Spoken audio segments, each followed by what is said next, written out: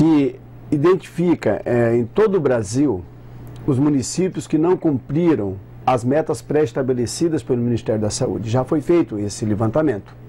Em Santa Catarina, isso é bom que a população saiba, porque isso reflete diretamente no bom atendimento à população, na saúde de qualidade. Em Santa Catarina, só teve um município que não cumpriu as metas pré-estabelecidas pelo Ministério da Saúde. Esse município se chama São José. O único em Santa Catarina. Isso é uma vergonha para nós, porque como o vereador Batista colocou, nós somos a 5ª economia do Estado. E o único município que não cumpriu as metas das estratégias da família.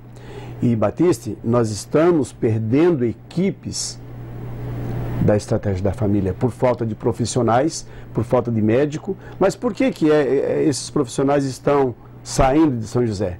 Pelos baixos salários, por falta de valorização desses profissionais. Estão abandonando São José. Estamos perdendo excelentes profissionais. E daí a população chega num centro de saúde e muitas das vezes culpa o profissional que está lá.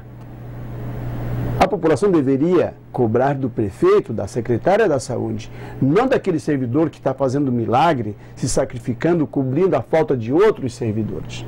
Mas o ponto que eu quero chegar em relação à estratégia da família é que se São José não recuperar aquelas metas até dezembro, porque o Ministério da Saúde determinou que teria até dezembro para se adequar a todas as exigências.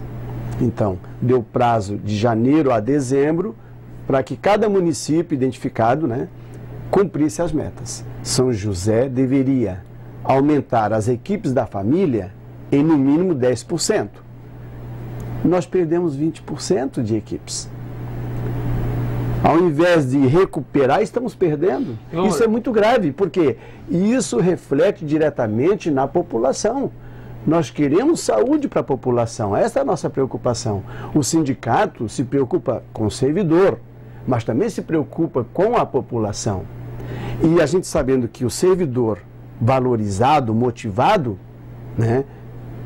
vai melhorar ainda mais o seu trabalho. Claro, porque o servidor que cobre a falta de outros funcionários, ele trabalha além da sua carga diária de trabalho, fazendo horas extras para não fechar o centro de saúde, e ele trabalha cansado, trabalha estressado mesmo.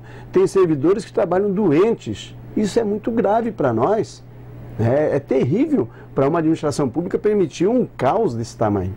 Então, a questão da estratégia da família, nós precisamos refletir bastante. O prefeito, a secretária da Saúde precisa analisar essa recuperação da estratégia da família, colocar a saúde bucal na estratégia da família, que nós não temos. O Brasil Sorridente, que é um programa do governo federal, que paga para os municípios colocar na estratégia da família esses programas, a nossa prefeitura não está aproveitando a oportunidade. O governo federal, se você construir, colocar a saúde bucal na estratégia da família, ele doa, tem programas que ele doa a cadeira do dentista, ele ajuda com até 15 mil reais na montagem da... Mas o que tu consideraria mais urgente para quem está em casa nos acompanhando? Nós já estamos... o problema está mais abaixo, né? A gente está... Claro, a gente quer avançar, a gente quer chegar nos outros mais, mas quem está em casa que deve se perguntar, mas pera lá, qual que vai ser a primeira pressão? O que é mais urgente hoje para os servidores municipais? Tá, então voltando aos servidores municipais, a expectativa é muito grande. Nós, da educação, eu sou professor da rede municipal e estou liberado para trabalhar no sindicato, mas a educação lutou, se mobilizou 12 anos aqui em São José para conseguir o plano de carreira. Hoje apenas a educação, apenas a educação tem um plano de carreira.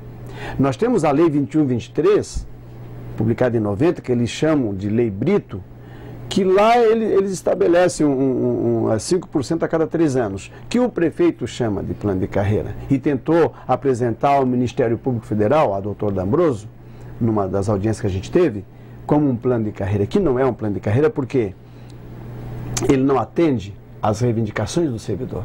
O plano de carreira tem que levar em conta os cursos que a pessoa faz, né? A sua qualificação profissional. Não é apenas tempo de serviço, isso é um item importante, sim.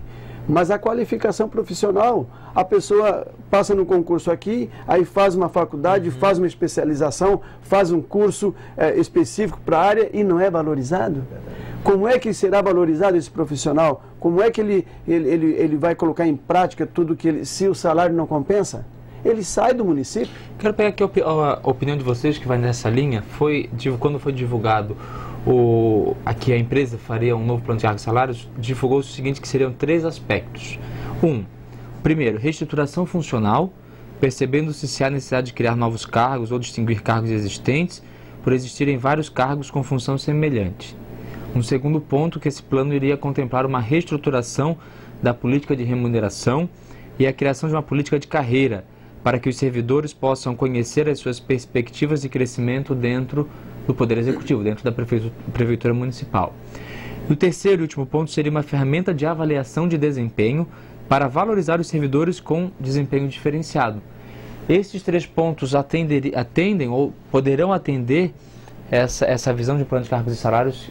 É evidente, porque o município de São José, se você levar em consideração que os cargos, a descrição das funções, eles se dão a partir de uma lei que unificou o regime jurídico único por imposição da Constituição em 1990, a evolução tecnológica, as necessidades de novos serviços prestados para a população, faz com que novos profissionais com outras denominações, com outras funções, tenham que ser admitidos, né?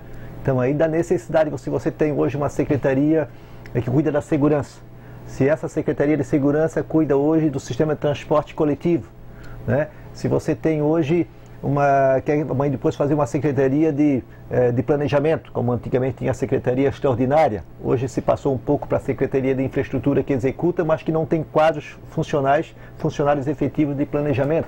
Então tudo isso você vê se você tem hoje uma beira-mar toda para cuidar, se você tem hoje o sistema viário que exige planejamento, então faz-se necessário que você estabeleça quais são as secretarias que são as secretarias estratégicas, que independente de governo elas se manterão ou como secretaria, ou como autarquia e como fundação, mas que elas são fundamentais, que tenham a continuidade, que não sejam interrompidas. E há também o aspecto da questão da valorização profissional. Então, se um profissional hoje ele entra como nível médio, amanhã depois ele faz o nível superior, não é mais permitido ter o acesso, passar para nível superior. Mas o fato dele ser hoje um técnico em contabilidade, amanhã faz ciências contábeis, ele pode ter uma gratificação, que não é igual a passar do cargo, mas seria uma espécie de como um dentista, se ele faz uma especialização, se ele faz um doutorado, ele tem uma premiação por essa qualificação, por essa especialização, porque ele está devolvendo ao município um certo tipo de serviço que não está sendo remunerado no cargo efetivo, né? Então, a carreira também é isso. A carreira não é só a possibilidade de você anualmente mudar de um nível mais um nível e crescendo, chegar até no final de carreira, no final é você também dar perspectiva na questão de especialização, de formação, coisa que, em geral, o magistério, tanto da rede estadual quanto da rede municipal, ele já possui estes tipos de instrumentos de valorização, de aperfeiçoamento. E no setor da administração direta, nos servidores de uma forma geral e no setor da saúde, isso nós não temos. Então, quando eles falam que é preciso hoje redimensionar o quadro funcional, atualizar com os cargos e a sua função, porque nós podemos ter hoje um auxiliar administrativo, como temos na prefeitura, nós temos um técnico administrativo, muitas vezes não se sabe se o técnico administrativo é de nível superior ou é de nível médio. Tem um auxílio. Então, tudo isso você tem que fazer os 3. São os 3 blocos, né, que são os serviços gerais e auxiliares, as categorias de nível médio e as categorias de nível superior. Em torno dessas 3 categorias, você, na verdade, cria valorizações, cria vantagens e gratificações como forma de incentivar o servidor, que ele não entre hoje e fique simplesmente sem frequentar mais os bancos de escola, porque ele não está tendo vantagem. Então você vai ter hoje no município um técnico de nível médio, ele está lá executando quase uma função de nível superior no setor tributário, no setor da receita do município. Entretanto, ele tem um nível superior e nenhuma vantagem ele tem em relação a isso. Então ele vai se desestimulando, ele vai não se dedicando nas condições que ele teria, porque ele não é remunerado para isso. E há um princípio fundamental na Constituição e nos estatutos que nenhum servidor ele é obrigado a fazer função diferente pela qual ele é contratado. Porque, em geral, no serviço público, os servidores são explorados em relação ao cargo que eles exercem. Se ele é nível médio, tem a formação nível superior, ele acaba sendo explorado como nível superior, ganhando o cargo de nível médio. E ele só permanece no município de São José na perspectiva de ter um plano de cargo e salário. O nosso tempo também está correndo, antes de nós encaminharmos para as considerações finais, até para ver o que será feito pelo Sintran. Amor, esses 3 pontos indicados de uma análise, de um encaminhamento para explicar os salários, é a expectativa do sindicato, essa reestruturação funcional, a política de remuneração e a avaliação de desempenho?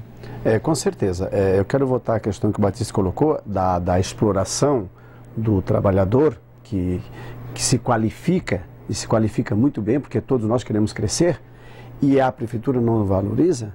Eu quero colocar aqui o problema muito grave que acontece nesta prefeitura, é a questão da isonomia salarial.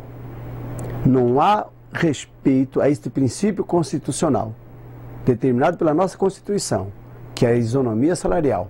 Mesma função, mesma formação, carga horária igual, salário igual. Isso não ocorre nesta prefeitura. Isso a Procuradoria deveria verificar. Nós temos, por exemplo, aqui em São José, só um exemplo fora da saúde. Professores contratados. Por exemplo, professor que trabalha com uma matéria específica, ele ganha como nível superior. Mas o professor que trabalha com as séries iniciais pode ter até doutorado, ganha como nível médio. E isso fere o princípio constitucional da isonomia salarial, porque eles têm a mesma formação, trabalham na mesma sala, porque o professor das séries iniciais cuida daquela turma de 30 alunos, mas ali ele tem a aula de inglês, tem a aula de sociologia, tem a aula de educação física. Estes professores ganham como nível superior. Entretanto, a professora titular ganha como nível médio, mesmo tendo curso superior.